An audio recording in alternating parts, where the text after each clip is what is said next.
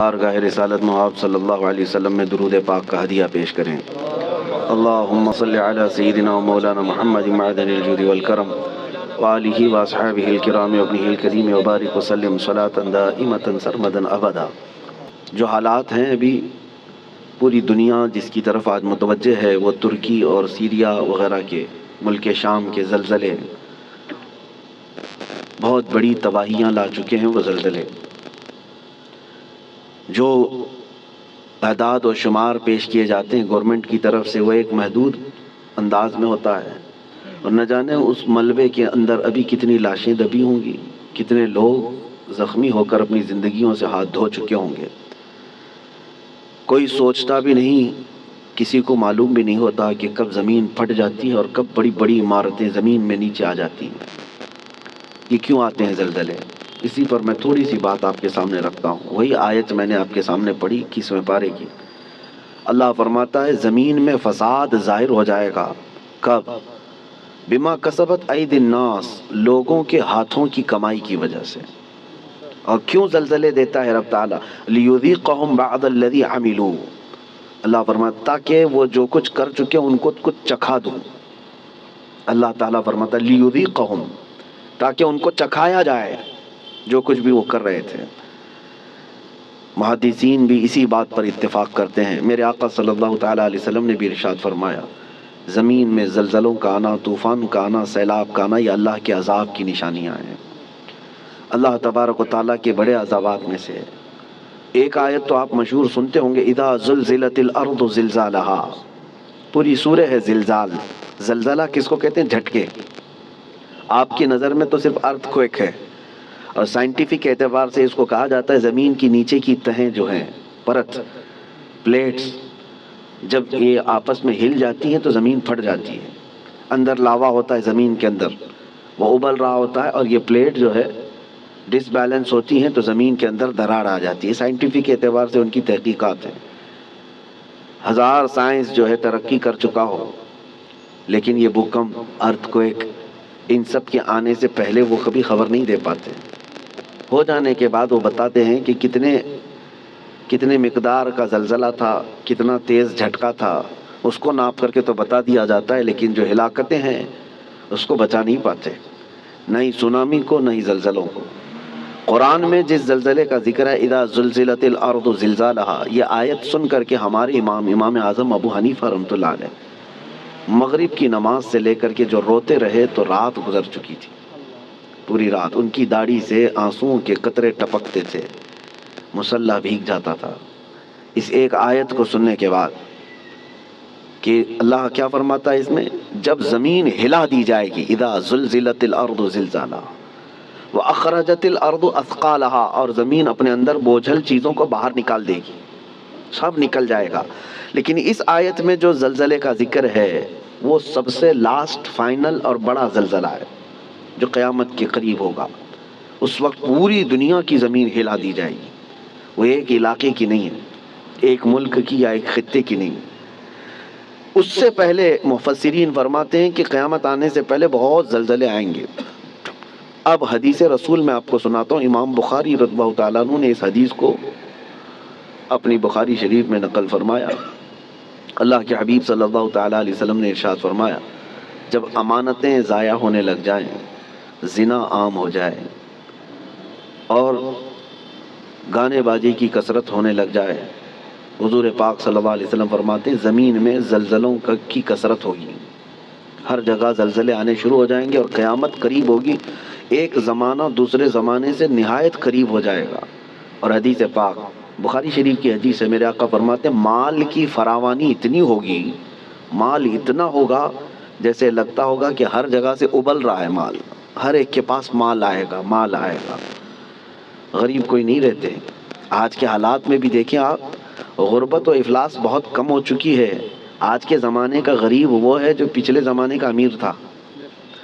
آج کا جو غریب ہے اس کو غریب کس کو کہتے ہیں؟ بھائی اس کے پاس کار نہیں ہے، اس کے پاس بائک نہیں ہے، غریب ہے، اس کو آج غریب سمجھا جاتا ہے۔ کھاتا پیتا ہے، پہنتا ہے، گھر بھی ہے، سب ہے۔ غربت اس طرح کی نہیں رہے گی، مال کی فراوانی ہوگی، یہاں تک کہ حضور پاک صلی اللہ علیہ وسلم فرماتے ہیں دریائے فرات سے سونے کا پہاڑ ظاہر ہوگا، اگر تم زندہ رہے تو اس میں سے ایک پائی بھی لینے کی کوشش مت کرنا، حضور نے فرمایا، اس لیے کہ اس کے حصول کے لیے لوگ ایسے لڑیں گے کہ 100 لوگ اگر اس مال کو سونے کو لینے جائیں گے، 99 قتل ہو جائیں گے، ایک بچے گا، مر جائیں گے سب۔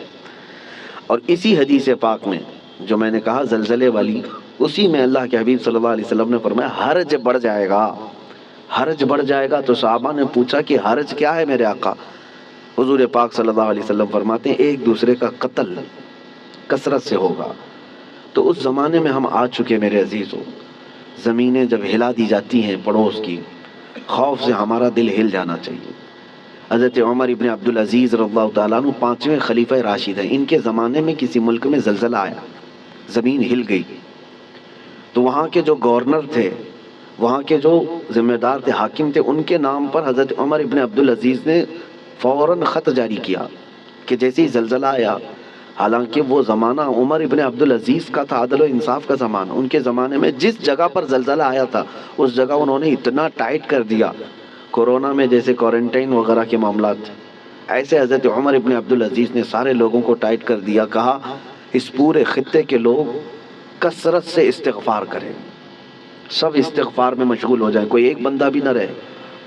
اور پھر وہاں کے حاکموں کو اور وہاں کے جو گورنر تھے ان کو خط لکھا کہ جتنا تمہارے پاس ہے سب کا سب صدقہ کر دو، خیرات کر دو، الصدقۃ تطفئ البلایا، میرے آقا صلی اللہ علیہ وسلم نے فرمایا صدقہ بلاؤں کو ٹال لیتا ہے، تمہارے پاس جو ہے وہ صدقہ کر دو، اس لیے کہ اللہ کا غضب تمہارے ہاں آیا ہے، اللہ کا عذاب تمہارے شہر میں آیا ہے، زلزلہ آیا ہے۔ تو سارے لوگوں پر آپ نے لازم کر دیا تھا کہ استغفار میں مشغول ہو جائیں اور صدقہ و خیرات کثرت سے کرنے لگ جائیں۔ عزیزان گرامی وقار، اور ابھی 3 اور بڑے زلزلے آنے والے ہیں جس کی بشارت میرے آقا صلی اللہ علیہ وسلم نے فرمایا عرب کی سرزمین پر آئے گا، مشرق میں اور مغرب میں، یعنی ایک ایسٹ میں، ایک ویسٹ میں، اور ایک عرب کی سرزمین۔ ایک قیامت سے پہلے 3 بہت بڑے زلزلے آنے والے ہیں جس میں لاکھوں لوگ دھنس جائیں گے، زمین اتنی تیز پھٹے گی کہ ہزاروں کی نہیں لاکھوں کی تعداد اس میں زمین میں چلی جائے گی۔ مشرق میں ہم لوگ بھی آتے ہیں، ویسٹرن میں دوسری کنٹریز ہیں، آپ کو پتہ یورپ وغیرہ، اور عرب ہے۔ اور ان زلزلوں کے متعلق جو فرمایا گیا وہ قیامت سے قریب آنے والے ہیں، وہ بڑی نشانیوں میں سے ہیں۔ اور ان عذابات میں جو گرفتار ہو گئے، اللہ کی پناہ، اللہ کی پناہ، کوئی دنیا کی طاقت انہیں نہیں بچا پاتی، کوئی دنیا کی طاقت انہیں روک نہیں سکتی۔ اسی لیے آج میں یہ میسج دینا چاہ رہا تھا کہ کثرت سے استغفار میں لگ جائیں، جتنا زیادہ ہو سکے، صرف اپنے لیے نہیں، اپنے بھائیوں کے لیے۔ سورہ انفال 9ویں پارے میں اللہ تعالیٰ فرماتا ہے وَمَا كَانَ اللَّهُ لِيُعَذِّبَهُمْ وَأَنْتَ فِيهِمْ وَمَا كَانَ اللَّهُ مُعَذِّبَهُمْ وَهُمْ يَسْتَغْفِرُونَ۔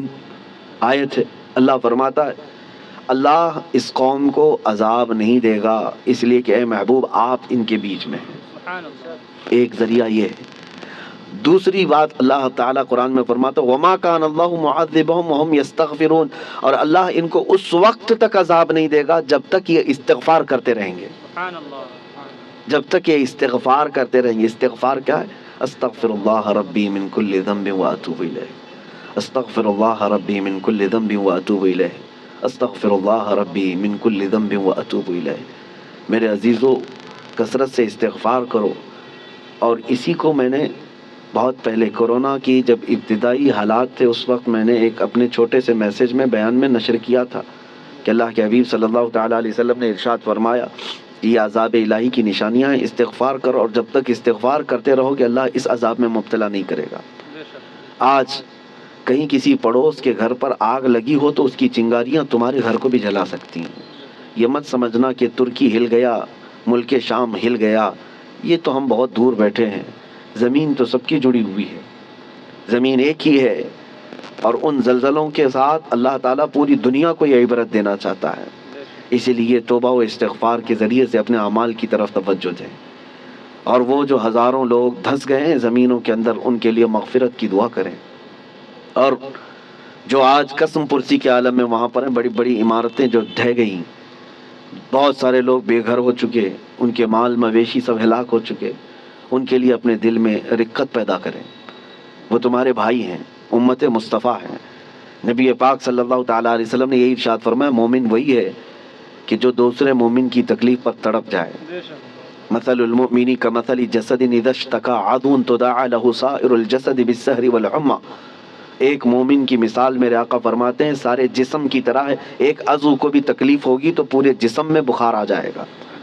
آج ترکی اور سیریا ملک شام کے غم میں ہم شامل ہیں۔ آج ہمیں ان کے لیے استغفار بھی کرنی ہے، ہمیں ان کے لیے دعائیں مغفرت بھی کرنی ہے، ان کے لیے رحم کی بھیک اللہ کی بارگاہ میں مانگنی ہے۔ میرے عزیزو، تنہائی میں اللہ تعالیٰ کی بارگاہ میں روتے گڑ گڑاتے مانگے۔ یقین جانو کہ آج اپنے بھائیوں کے لیے دعا کرو گے تو کل تمہیں کوئی مصیبت آئے تو ساری دنیا تمہارے لیے بھی دعا کرے گی، اور اللہ تعالیٰ دوسرے مومنین کے دلوں میں تمہارے لیے رقت پیدا کرے گا، تمہارے لیے رحم پیدا کرے گا۔ ان غریبوں کے لیے، ان قسم پرسی کے عالم میں موجود لوگوں کے لیے دعا کریں۔ میں آج کی اس محفل میں بس اتنا ہی کہنا چاہتا تھا، اور آیت کریمہ پھر ریپیٹ کرتا ہوں۔ اللہ فرماتا ہے ظہر الفساد فی البر والبحر، فساد ظاہر ہو گیا خشکیوں میں اور سمندروں میں، بما کسبت ایدی الناس، وجہ کیا ہے؟ اس لیے کہ لوگوں کے ہاتھوں کی کمائی ہے، ان کے اپنے برے اعمال ہیں، ان کے گناہ ہیں، ان کے شامت اعمال ہے۔ لیذیقہم بعض الذی عملوا، اور اللہ فرماتا ہے یہ کیوں ان کے اوپر عذابات آئے؟ تاکہ ان کو چکھایا جائے جو کچھ یہ کرتے تھے۔ اور ان کو چکھانے کے بعد مقصد کیا ہے؟ اللہ فرماتا ہے لعلہم یرجعون، تاکہ وہ دوبارہ لوٹ آئیں، تاکہ وہ اپنی پرانی حالتوں سے توبہ کر کے اچھی حالتوں کی طرف باز آ جائیں۔ اللہ کریم ہم سب کو کہنے سننے سے زیادہ عمل کی توفیق عطا فرما۔ اے رب کریم تیرے عذابات سے ہماری حفاظت فرما۔ ہم تیری آزمائشوں کے قابل نہیں مولا، تیرے امتحان میں اتارے جانے کے قابل نہیں۔ اے رحمان اے رحیم ہم سب کو آئے ہوئے عذابات سے محفوظ فرما دے۔ اے کریم خدا، تیرے رسول نے جو دعا کیا تھا تیرے دربار میں وہی دعا کرتا ہوں۔ اللہم انی اسألک من خیر ما سألک منہ نبیک سیدنا محمد صلی اللہ علیہ وسلم، اللہم انی اعوذ بک من شر ما استعاذک منہ نبیک سیدنا محمد صلی اللہ علیہ وسلم۔ اللہم ان اردت بعبادک فتنة فاقبضنا غیر مفتونین، فاقبضنا غیر مفتونین، فاقبضنا غیر مفتونین۔ اے اللہ اگر تو نے اپنے بندوں کے آزمائش کا ارادہ کر لیا ہے تو مولا ہمیں بغیر آزمائش کے اس دنیا سے اٹھا لے، ہمیں بغیر فتنوں میں مبتلا کیے تو اپنی بارگاہ میں بلا لے۔ اے اللہ ایمان کی سلامتی اور عزت کی سلامتی کے ساتھ دنیا سے ہمیں رخصتی عطا فرما۔ وصلی اللہ تعالی علی خیر خلق محمد وآلہ واصحابہ اجمعین برحمتک یا ارحم الراحمین۔